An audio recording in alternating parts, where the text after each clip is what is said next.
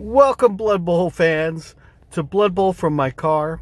I am your humble host, Heretic of You, and you are watching the number one Blood Bowl YouTube channel from a car. Anyways, today we're going to be talking about Orcs thanks to Green Nation Army. I put the question out there. You responded. Therefore, you get what you want. Thanks for supporting the channel. Also, shout out to my boy Zoer Chanute. I will never say that name correctly. I know it's French. The guy has been with my channel from the beginning, and so I just wanted to say thanks for supporting. All right, so let's talk about Orcs. First of all, the first question you need to ask yourself is, why play Orcs? And the real answer is different than it was back in the 2016 version of Blood Bowl, or we'll say Season 1. We'll just call it Season 1 or LBR. It used to be that Orcs were one of the teams that comes in the starter box, and they were a good team to learn if you're first starting out with Blood Bowl. I still think that's true, but I think it is true for different reasons than before. And one of the primary reasons we'll get into is what most people would consider a nerf. And I'll agree with you that the Orcs in this version did receive a pretty harsh nerf.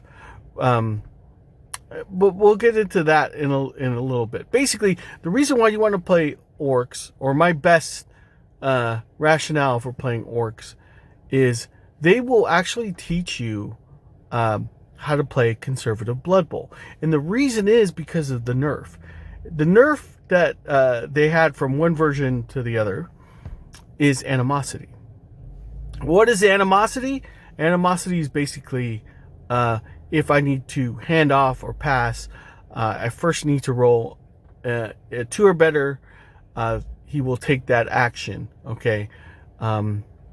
If I roll a 1, they just refuse to do it, and that ends their activation.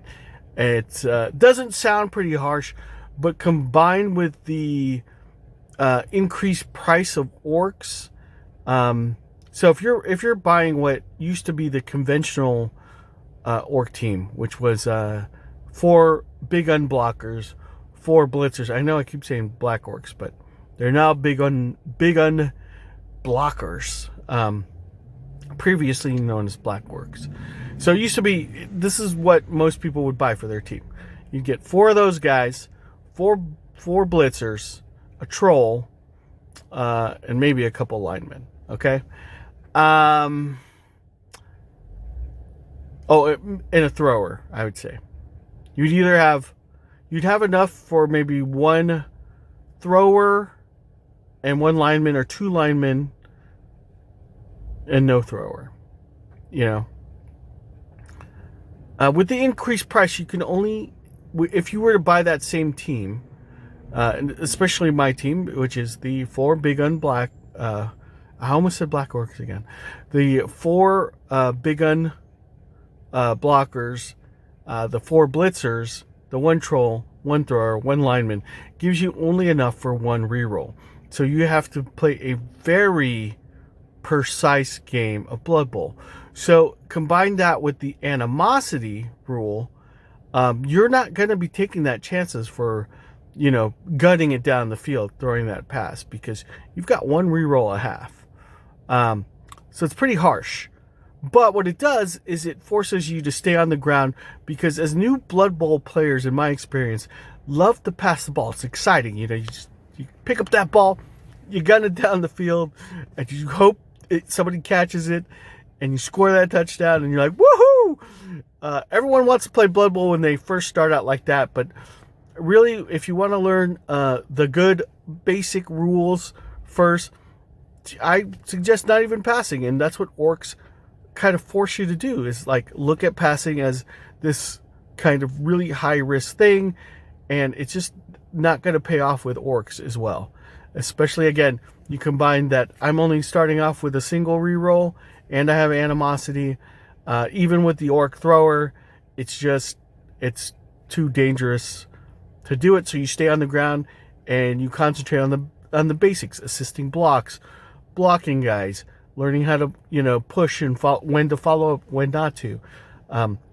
So I really think that's why they're still a good starting team. It used to be back in the previous version, they were just kind of this solid mid-tier team. I put them slightly above the humans because of the high armor, but now they've actually gone. I'd place them actually lower in the mid-tier range, underneath humans, because of the animosity. But it does give them, it does ground you as a coach to stick with the fundamentals, and it also lends some, flair to the team, because now, instead of being just kind of the middle of the road team, now this is a team that you're working with that really doesn't get along with each other, and it's kind of nice to have that in the rules. It's fluffy, okay? And so this year I'm playing them, and so let's go over what their basic strengths are and what I'm thinking, like, my best chance to win the Sylvan Bowl is with. Okay, so if we look at the Orc roster, the first thing that's going to stand out to you is their armor, right? Most guys are 10 plus. That's an amazing thing, because that means that your opponent has to roll a 10 or better on 2 dice to break your armor, which means you don't really have to worry about injuries as much, and you can kind of make sort of mistakes. That's why they're a great learning team with as you play, because you're not going to be as punished as much as if you play like a low armor team like Norse or Amazon. They're also high strength. You can start off with 4 big unblockers. That's 4 strength 4 guys and a troll, strength 5 guy. So that's a pretty meaty front line. And that's kind of how I see the big guys, because they're kind of a double-edged sword. But let's before I get into that, before I get off on that tangent, let's stay on the positives, okay? And then you can get 4 black orc or 4 blitzers. So not only now you've got 4 strength 4 guys, a strength 5 guy. The strength 3 guys on your team all have block. So this is looking like a pretty awesome bashy team with the high armor and a pretty good move. Like, your guys are, for the most part, moving 5. The blitzers are moving 6. I mean, and then if we look at the thrower's armor, even the thrower armor at 9 is still pretty good. And, a lot of people will pass up that thrower, but I personally like the thrower just because I like the sure hands, and especially when you're not playing with a lot of rerolls. Any skill that will give you a reroll is going to be valuable on as me as an orc coach, I'm looking at that. I'm like, I've played now 3 games with this orc team this year, and my thrower, I think he's had like, let's say he gets a ball pickup every game, or a little bit, we'll say like 1 to 1.5 on average, and he has yet to drop the ball, and so that's a good sign. And so I don't mind the orc thrower. A lot of guys will ignore him, but I like him because the sure hands will also protect me from things like strip ball, and so it makes the orc thrower a decent ball carrier. Obviously, blitzers are going to be kind of the workhorse. They kind of can do everything on your team. With the agility 3, they're great for picking up the ball. I mean, they're not elf-like, but at the same time, you're not going to be sweating just to do that maneuver. So they're pretty reliable on that. They'll be scoring your touchdowns, and they're good ball hawks from the get-go. And you kind of want them not on the line of scrimmage, especially if you're kicking. I'll put the black orcs there.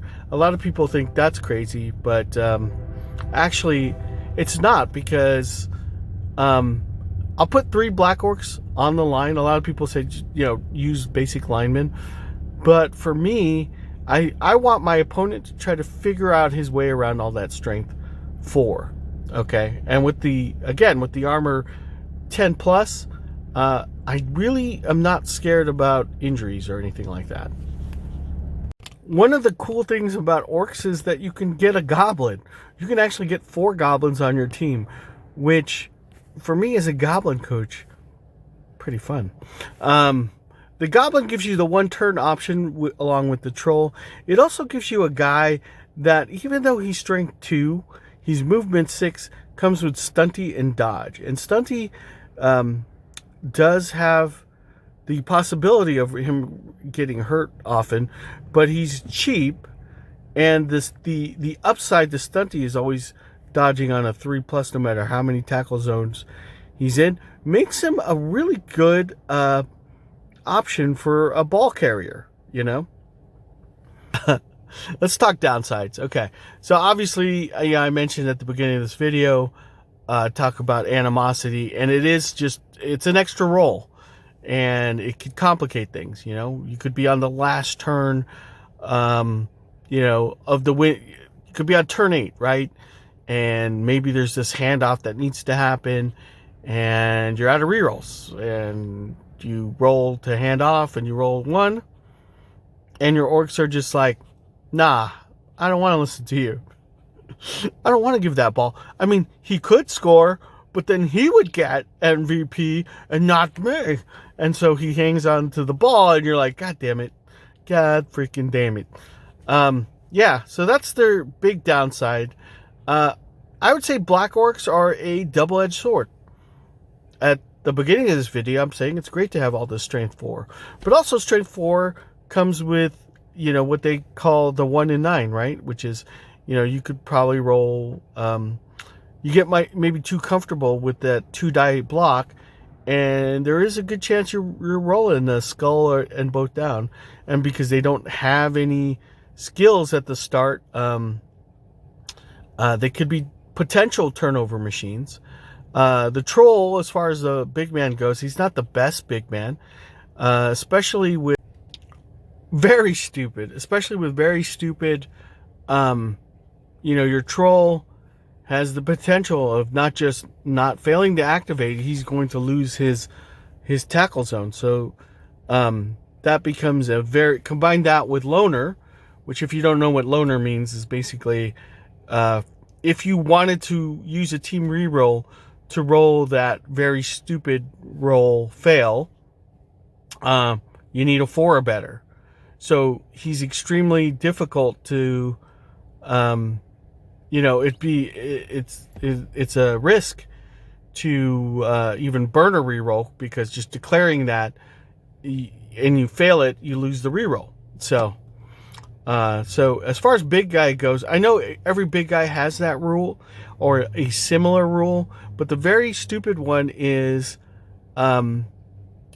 extra punishing, because you need another guy next to him. So you always have to be aware of what your other guys are doing on the team in relation to the troll. Lastly, because of the high armor, the decent movement, and the decent agility, you are paying a premium for orcs, and you're going to have not a lot of rerolls.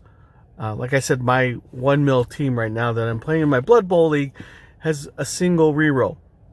Now, my strategy going forward with that team is to try to skill up the thrower, who's a decent ball carrier. He just can't stop not getting knocked down and coughing up the ball. So if you look at his stats here, he does have a casualty, but I need him to get that touchdown, at least in the next game. Reason is I want to get him pro, so that's just an easy way to get a reroll on the table without having to pay a premium price. So that's sort of my general strategy, is to kind of build plays around the orc passer, try to get him into the end zone. Unfortunately, I haven't been successful at that, because the blitzers have to come in and do all the work. And really, you know, that's the strength of the Orc team, is the blitzer.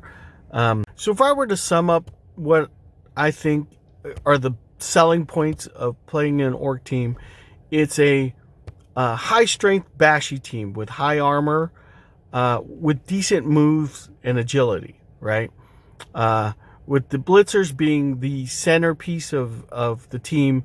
Basically, they'll be doing most of the work, from scoring touchdowns to taking down key ball carriers in the blitz. Okay, bro hands, that is it. Sticking in, hopefully this makes sense. If you have any questions, put it in the comments. And don't forget that we're trying to rebuild this channel, so hit the like button, share, and subscribe. If you're not a subscriber, I will be putting out more content. I know I've been gone for a while, but like I said, you know, I'm back, baby. Next video will be either Sylvan Bowl highlights of week 3. I'll see you on the next video.